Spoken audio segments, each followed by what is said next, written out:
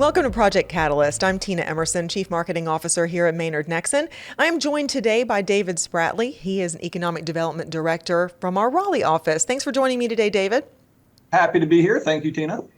Well, we're excited today to have a wonderful guest from the Research Triangle region. Regions across the country regularly top the list of the best places to work and grow a country, but none tops them as much as North Carolina's Research Triangle region. And one of the leaders that works there is our guest today, the Research Triangle Regional Partnership Executive Director, Ryan Combs. Ryan joined RTRP in 2017, where he works closely with economic development organizations in each of RTRP's member counties to mark the competitive advantages of the Research Triangle region to potential investors. Ryan also serves as the Canadian government's honorary consul for the Triangle. And fun fact, he was a pitcher for the Wolfpack baseball team for North Carolina State University. Thanks for being here, Ryan. Appreciate it. Just to launch into this, you have a long and storied history working with the federal government, with state government. Tell me how you got into this type of work.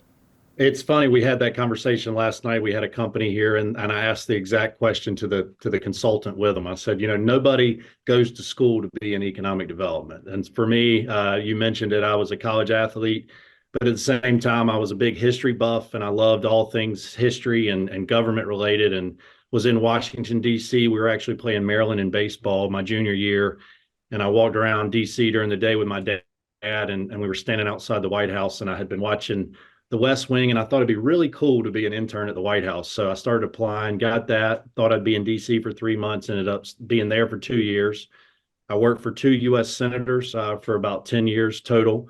And then I worked for the previous governor of North Carolina. And so obviously I had a political background. And in 2016, the governor of North Carolina lost the re-election. That was the first time I'd ever worked for anybody that lost a political person. And so I was worried about what my next job was going to be. And I had a phone call one day from a really big developer in Raleigh who actually I grew up babysitting for. And he said he's the board chair of the Research Triangle Regional Partnership. And he wanted to know if I'd be interested in applying to be the executive director. And, for me, in the back of my mind, I'm thinking, well, I'm out of a job here in a couple of months. I said, it sounds great, John. I'd love to apply. And 7 years later, it's been a dream job. I wake up every morning excited to come to work and do what I do, representing 14 counties in North Carolina. That's awesome. Ryan, I've known you for a long time, but quite frankly, I didn't know how you fell into economic development either. Everybody has a different story about that fall.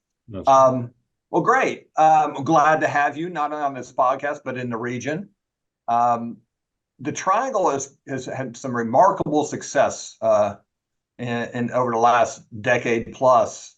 And more recently, over the last couple of years, some massive announcements in a number of industry sectors. Share your thoughts on what you think is really driving the success of the Triangle. I'll start with the state of North Carolina and the legislature. I think they had a concerted effort to make North Carolina the most business-friendly state in the country. I think taking the corporate tax rate down from 7.5 to 2.5 has made a big difference for folks. Companies see the state wanting to make us more competitive, especially with other southern states. As you know, the corporate tax rate will expire in 2030. It'll go down to 0. So I think that'll make us even more competitive with states like Florida and Texas. So, the legislative leadership, the fact that we have a Democratic governor and a Republican legislature, and from a business standpoint, it seems like everybody gets along pretty well. We've got a stable state government. We've got a rainy day fund that's in the billions now. And so all those things have helped. For us, our competitive advantage is certainly the research institutions, the 12 colleges and universities in our region, and our community colleges, the leadership there. We all work together. I'll give you a perfect example. When Amazon HQ2 project was here, you had the president of Duke University and the 2 chancellors from NC State and UNC in the same room bragging about what each other's doing, how they're working together. And so I think that's another one of our advantages, is really the fact that this region, and I, not to brag, but that we work better than most regions in the country. We've had a lot of groups coming here trying to get a better understanding of how we work so well together. And it's the fact that everybody knows their swim lanes and everybody knows kind of what they're doing and how we contribute. We all talk We don't spike footballs and take credit for things. We want to win. And so everybody works really well together. So I would say the universities, the economic development organizations, and then finally, I'd say also some strategic planning from communities like Holly Springs and communities like Wilson, where they don't take the first project that comes along. They know what they want to go after, and all of a sudden, these great companies pop up, and we're able to land great, like Fujifilm going to Holly Springs. I mean, the largest CDMO in the world, or in North America, is going to be built there. So I think all of those things coming together, working well together, is really what's driving the growth of our ecosystem. And obviously, I mentioned university and community college, but that goes into the talent. If you don't have a strong talent pipeline, it doesn't matter how many incentives you get as a company. You're not going to be able to do your job without the talent piece. True. You talked about the differentiation a little bit of your region compared to some of the others, and you touched a little bit on workforce development. Can you talk a little bit about your partnerships with some of these higher education institutions where it's really a catalyst for these companies to move into the area when they know that they have a talented workforce? I'll give you a great example. Last 2 weeks ago, we were in San Francisco at the World Agritech Summit. So they do 2 days of World Agritech and 2 days of Future Food Tech. And we had NC State University with us. And companies would walk by our booth, kind of get a better understanding of what we do. And then when we introduce them to NC State and they realize the collaboration and partnership opportunities that are at NC State, it is a game changer for us. And so being able to point a company to the fact that they can co-locate their company on NC State Centennial campus, work hand in hand with the university. UNC Chapel Hill is doing the same thing. Duke University is strong. And so that really is part of the value proposition for us, is the fact that companies, as they grow, they have the resources. I get to do a lot of international travel and bring a lot of international companies here. And you hear it over and over again. They have nothing like this in Europe. This model where if it's a university you need, you go and tell the university what you need and they accommodate you, and especially the community colleges. And I can't give the community college presidents in this region enough credit. When you have strong leadership and you have the ability to take a company in and they say the answer is yes to your question, now what is your question? It makes things very easy for us to win projects.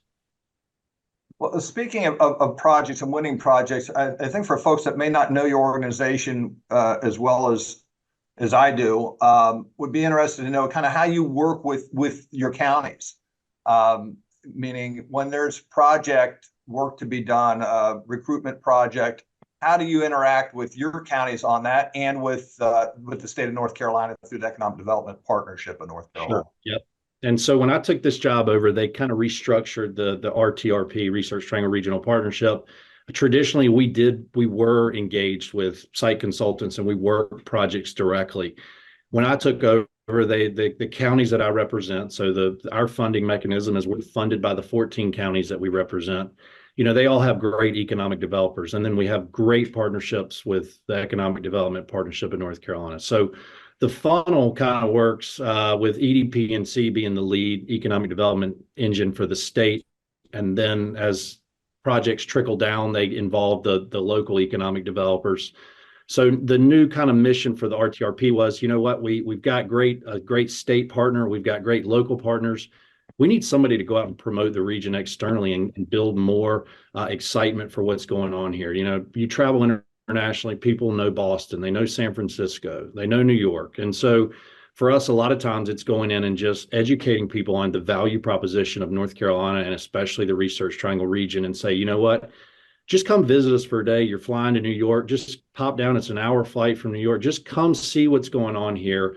I can promise you that you'll like what you see. And it's almost every time we bring people here, they say, we had no idea what's going on.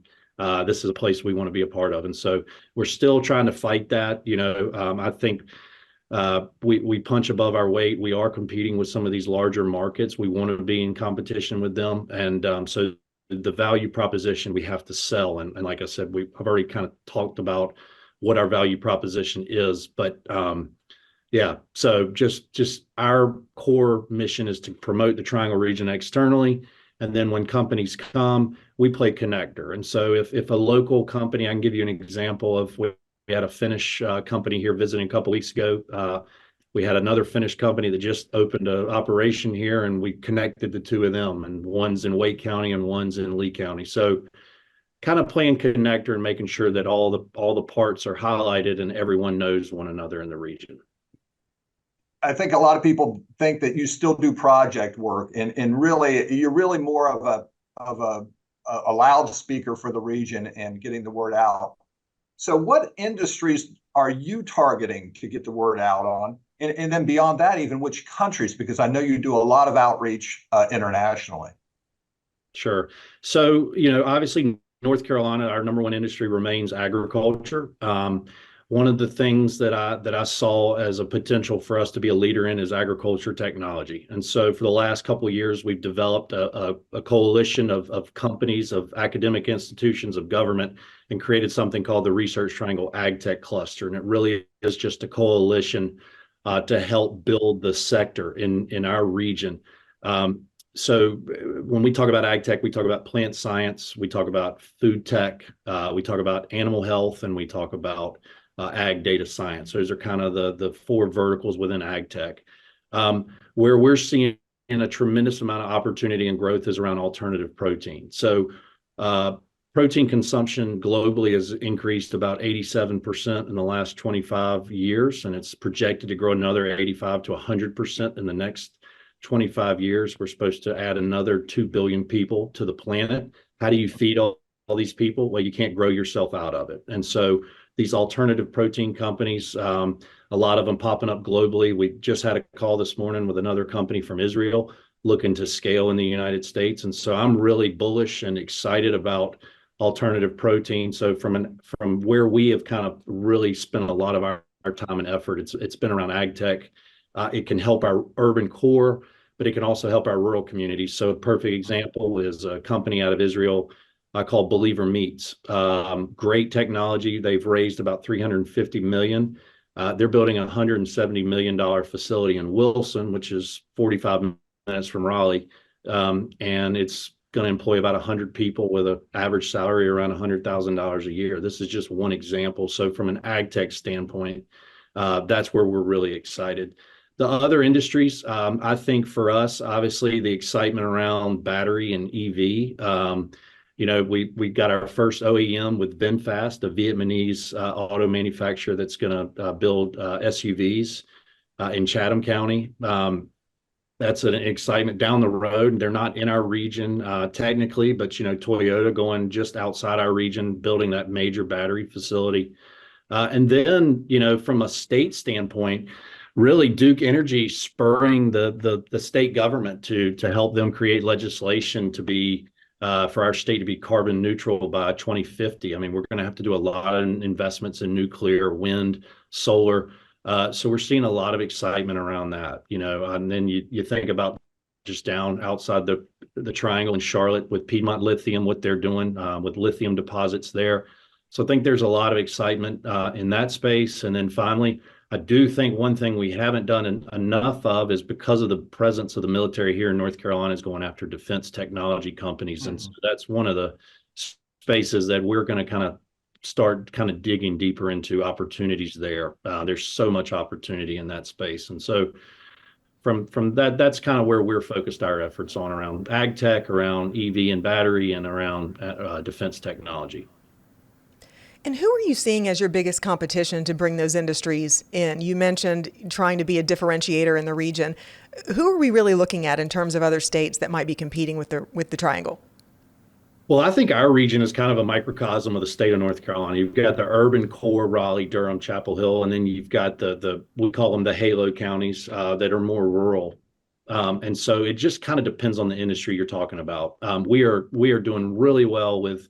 Maybe you do your R&D in Boston or the Bay Area, but when it comes to manufacturing, you're looking at North Carolina. So we do well there. We do want to grow, continue to grow.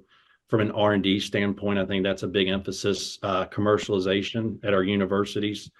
So from a startup standpoint, obviously from a life science, Boston and the Bay Area are the two big names in the room. So we're competing there, trying to punch ourselves up with where they are. Obviously, that comes, a lot of the kind of issues we faced in the past is the opportunity for companies to raise funding here. They have to go to California. They have to go to the Northeast to find VC money. And oftentimes those investors want them to relocate to where they are. So I think in the last 3 to 5 years, we've seen a big trend where we have been able to attract VC investment to the state. I think there's been about a 400% increase over the last 4 years. Companies are figuring out our value proposition and that it's a lot more affordable to scale a company here than it is in California or Massachusetts. So from the life sciences, I think that's where you're looking.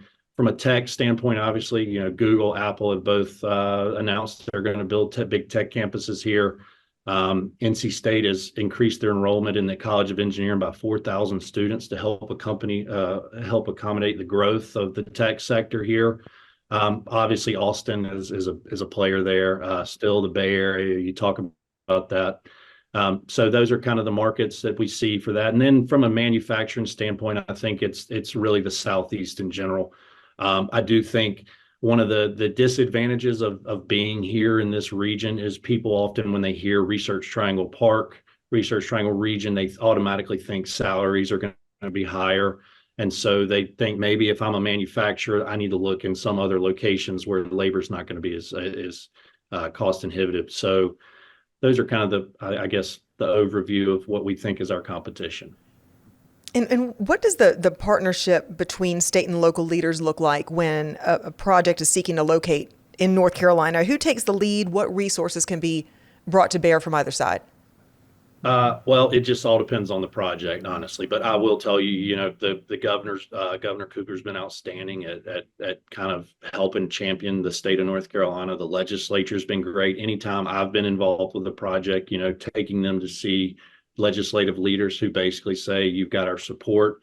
And like I said earlier, we have a Democratic governor and a Republican legislature, and they work really well when it comes to economic development. Everybody is singing from the same sheet of music. We want to win. We want to be competitive, and it's tell us what we can do for you.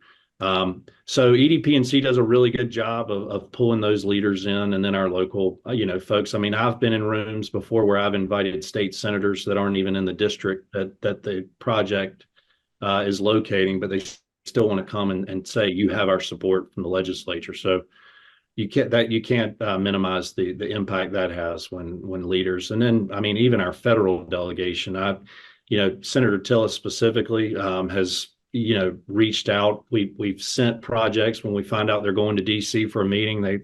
Within 2 days notice, you can, reach out to one of our legislative leaders in Washington, and they'll meet with these folks, or they'll make a phone call. And so local leaders, state leaders, and then our federal delegation have all been instrumental in helping us really become a welcoming place for companies.